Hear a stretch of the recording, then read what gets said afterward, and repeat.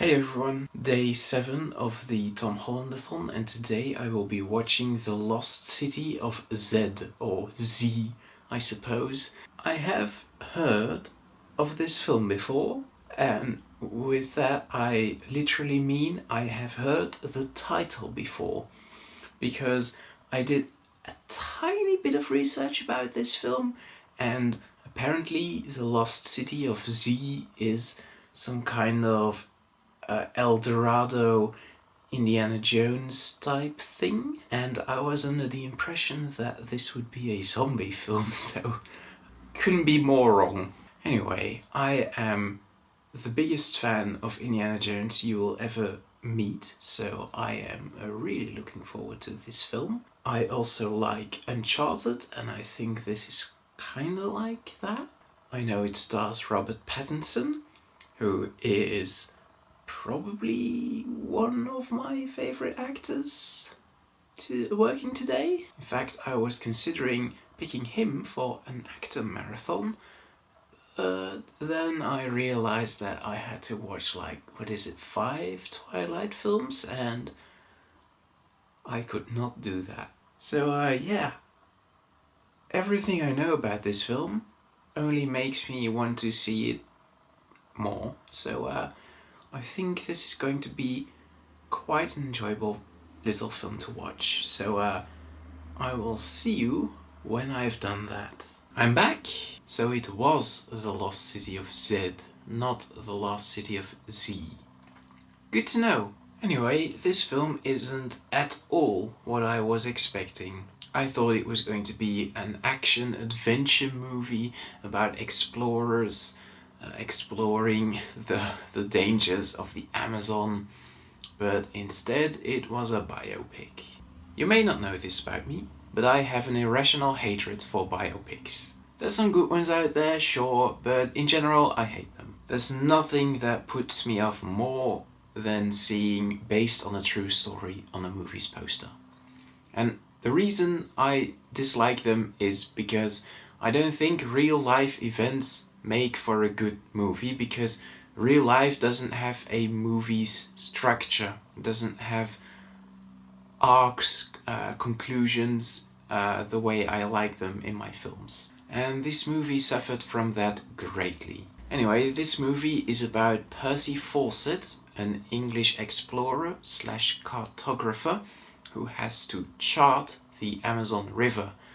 And how funny is it that in my pre-thoughts I thought this was going to be an Uncharted movie, while the only real resemblance it has to those video games is that the word Uncharted is said in them. Anyway, Percy Fawcett finds traces of an old, clever civilization at the end of the Amazon, and he wants to go on another trip to find this great lost civilization, which he dubs Z. I didn't really enjoy this film, and the main reason for that is the pacing. I think it is very bad.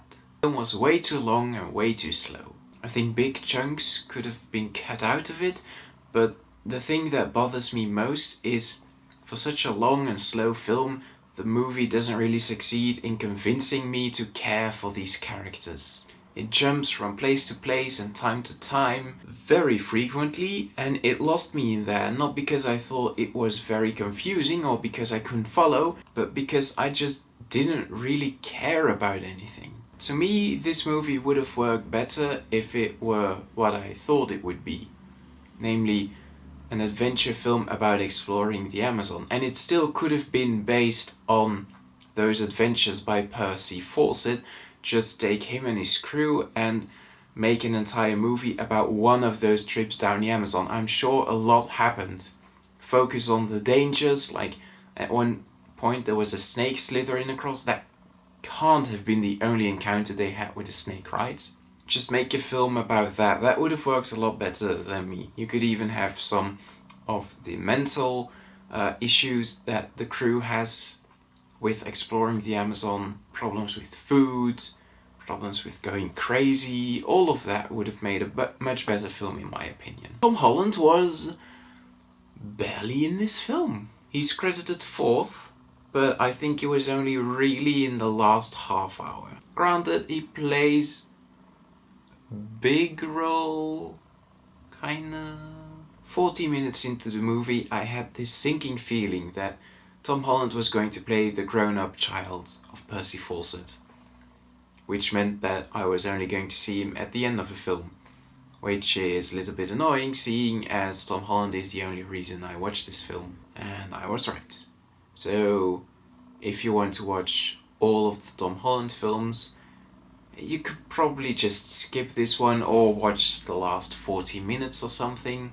To be honest, the last 40 minutes of this movie work as well as a movie as the entire film. Anyway, Tom Holland has a couple of good scenes and we see him with a mustache, which is interesting, and funnily enough, not the last time. They never specify his age, but luckily the character he's playing, Jack Fawcett, was a real person with a real birthday, which is in 1903. We first see Tom Holland as Jack Fawcett at the beginning of the First World War, which was, according to history, 1914. May have been a little later, but let's just assume 1914. And as he's born in 1903, that makes him 11.